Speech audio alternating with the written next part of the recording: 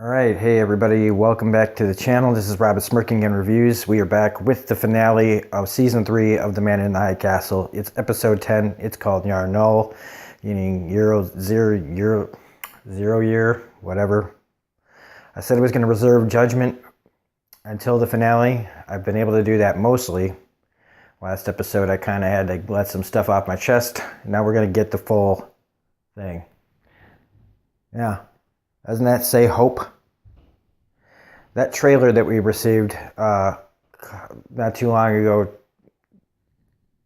telling us when this was coming back, telling us what to expect. That trailer was a blatant lie. It was not made to, subvert our expectations. Like, we're going to show you the one thing, and then we're going to give you a different thing, but it's going to be great. No, this trailer was made to get us to want to watch it, to be excited, to think that there was hope. There isn't any. This trailer lied to everyone that watched it, and everyone who got excited about this season. Because that whole trailer was built on bad things are happening, but there is real hope. There's some fragments of that trailer that show people rioting. And, it looks like, oh, people are taking to the streets. We're going to see some fight back. Those were Nazis fighting over the victory of knocking down the Statue of Liberty. That wasn't us. Nothing about this season is hopeful. Nothing in it. Frank and Ed and Bob and Jack putting their little, like vandalism up, showing people, a symbol to, that means nothing right now. That's not hope. We're giving people hope. We're really doing it, man. No, we're not. You're not. 3 seasons of human misery. This is almost what it's like watching The Handmaid's Tale. This is a different kind of it. This is like if The Handmaid's Tale and The Man in the High Castle had a baby. Can you imagine what that show would be like? You'd probably kill yourself about 10 minutes into that episode. I love this concept. I love this story, this original story. But we're like 30 episodes in. And it is just doom and gloom, and I don't care that so spoilers, I guess. I don't care that they shot Himmler. So what? They didn't blow his head off. The only good thing about that is proving that Wyatt is the real hero of this show. We had to wait 3 seasons to get him, and we had to wait till episode 10 for him to start showing that he's the real fighter here. Not Juliana, not Joe, not Frank. I guess Joe was never really a hero.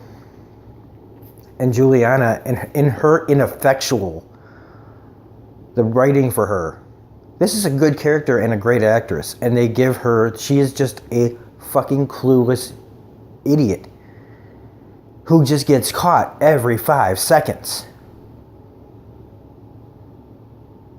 Frank, well, he's a decapitated corpse now. So all we have is Wyatt. And yeah, he got to shoot Himmler. They got him on the first shot at least, but then couldn't hit anybody else. But that's the writing. They decided this. So either they're playing this game, this really long game, where they just want to see how much human misery we can all take. They're going to just keep piling it on and burying us under it, so that, like, what? When eventually the tide turns, we're all going to, have this huge sigh of relief. We're going to be so happy we watched the first 3 seasons. I mean, when you tell people to watch this show that haven't seen it, how do you tell them to be excited to watch it? Well, you just got to get through the first season and then it gets, you'll start feeling better. Nope, can't do that. So then you go, okay, well, the first season's good and it's set up, and then you watch the second season and then it gets, there's some more setup, and it's really down, but like wait till you get to the third season. No. Nobody's gonna want to keep going with this show. Unless you're a Nazi. There is a subculture. There are racists. There are people that would love to see America fall. So is that who this show is for? Because this is just not entertaining. This is not fun. The villains are the best part, and you hate them. You hate them, but they're the best characters. You don't want them to succeed, yet you're mesmerized by them.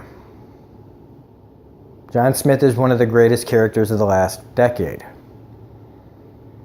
But even he here now can't save this show because they can't make up their minds what to do with him. He's sympathetic. He's a monster. I guess that's supposed to be make him more interesting. But after 3 seasons of this, it's enough is enough.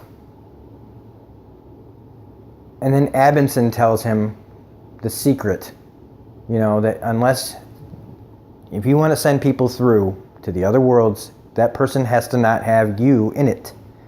So that's why people that try to go through, that's another sad, disgusting scene of watching Germans experiment on Jews where they all get vaporized and turn into goo. That's real uplifting television. And all to learn that one went through. And then Abinson just gives it up to John. And I guess he gave it up to him so that maybe they wouldn't send more people in to maybe save a few people's lives. But since the human misery parade, I would have just said, well, if the Nazis can sacrifice some people, then we can too. Because eventually they're going to run out of people to send through the goddamn thing. And they'd have to end up sending their own Nazis through. I don't know. But, if there's no version of you on the other side where you're going, you're safe. If somebody is a version of you's on there, you're going to get turned into a puddle of goo. And of course, the beginning of this is Abinson getting caught. So just more. And once they figure out that there is success in this test, that one person got through, Himmler tells John to lift the oil embargoes because we don't want the Japanese to fuck with us. We need everybody happy so we can do what we're doing without any, interruptions. So the Japanese get what they want, and the Germans get what they want. And where's the hope for the Americans in the middle? None. We get the Statue of Liberty blown the fuck up while everybody laughs. And kids, people all taking to the streets, happy. Nicole gets sent away back to Germany for re-education for being a lesbian. She's not a great character, so I really don't care what happens to her. And then Thelma, you assume, is going to get taken out back and shot. I don't care. Because she's not a good character either. I don't care, they re-educate her because she's Lebensborn. Otherwise, she'd be shot in the back of the head. So what? That's just going to be another character that goes, well, they tried to change me from being a lesbian, so now I guess I have to fight them? I don't know. I just don't know. And Wyatt trying to spread, they made copies of the film to spread to everywhere. So what? Next year, they're going to what's going to be the hopeful trailer for next year? If there is a next year. I don't know if the show will get canceled or not. I don't know why anybody would want to keep watching this. I know that I must be a sadist or something, or a masochist or whatever, because I'll keep watching. Because I just got to know how much further down the misery hole they can go. But I don't know if I'll review it again. Right now, it appears I'm the only person reviewing every episode of this show. Unless I'm just not diving deep enough into it. I've seen full season reviews, but I haven't seen anybody do episode to episode like I am. I don't know if I wanna. I'm sure I'll do the first episode and see how I feel about it.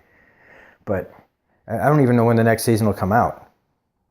We waited longer than usual for this. And this was disappointing as fuck.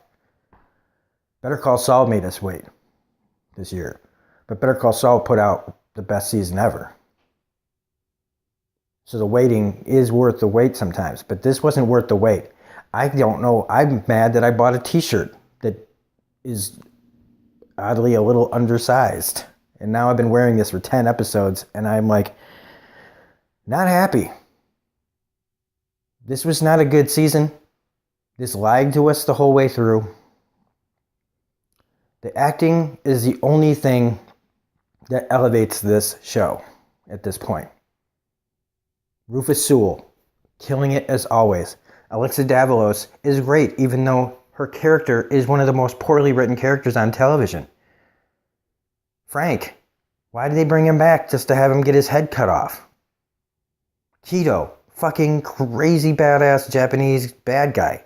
Tagomi, proving that he's still got it from the Mortal Kombat days. Ed, it's DJ Qualls, so whatever. Helen is a great character. John Smith's wife is a great character. I can't remember the actress's name. Sorry. But I wanted to make this like a really full in-depth video. But all I can tell you is it's just the fall of hope. So Juliana manages to disappear into another world after John Smith shoots her. In the shoulder, I know, but still. And he gets that look on his face like she escaped, like it's the first time he saw somebody disappear. He has seen this before, so what's with the...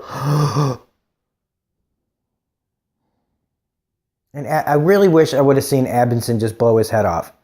Because in the end, even if he's doing it to keep his wife alive, they're going to kill her anyway. What's the difference if she dies now or later? It's poor writing on a show that I know can be better than this. And that's what, if anybody at the show, at Amazon, or whoever watches this, the only thing I have to say is pull back. Don't lie to us. If you want to make another season of Human Misery, make another season of Human Misery. Just don't lie to us. Don't make us think that we're getting one thing and give us another and not be good. If you're gonna not give us what we were expecting, make it something good, not something worse. Because that's what this feels like. It felt like 10 hours wasted on feeling bad. Life is hard enough. You give us 10 hours of what turns out to be nothing but hopelessness still. The whole thing with them putting out banners doesn't mean shit right now. It's not going to make anybody that watches this show feel better, except that right now Ed and Bob and Jack are still alive. That's it. But for how long? Because everybody on this show gets caught like 2 seconds after they do something. I don't know. What do I give? If I had to give this a grade, I would say a C- because the acting. Otherwise, this would be getting an F for entertainment. For quality, this is an A show. This show does deliver the quality. And the music and the acting and the cinematography and all that stuff is great. It's the story and the writing that is for shit. Like I've said before, when your villains are the most interesting characters, you've got a problem. So that's it. I don't know when we'll be back, but will be reviewing Bad Times at the El Royale later. I will be reviewing The Walking Dead Season 9, Episode 2 live after the episode. I'm going to start doing Pushing Daisies, kind of a retro video series. There's only 2 seasons of that. It's a really great show. I've been meaning to rewatch it. Now that it's free on Amazon, I'm going to start reviewing some of that. Because Brian Fuller, who did Hannibal and American Gods, that's a really great show. It's got, I can't remember. It's Lee Pace from *Halt and Catch Fire*, *Guardians of the Galaxy*. So anyway, we're going to be giving that a shot. Probably not starting today because it's football day. So I'll be watching football and going to the movies and stuff like that. So anyway, if you liked this video, I think the only reason you'd like this video is if you agree with me. If you don't agree with me, that's fine. If you think this is above all the misery in this, and you can look past that to the quality of the making of the show and the acting, then fine. Like I said, on that level, it gets an A.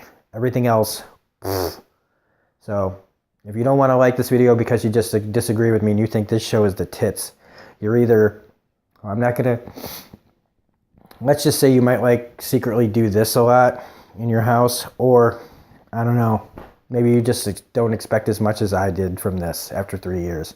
So anyway, this is Robert Smirking Gun Review saying, have a great day. Thanks for all the support. I hope this video didn't turn anybody off too much.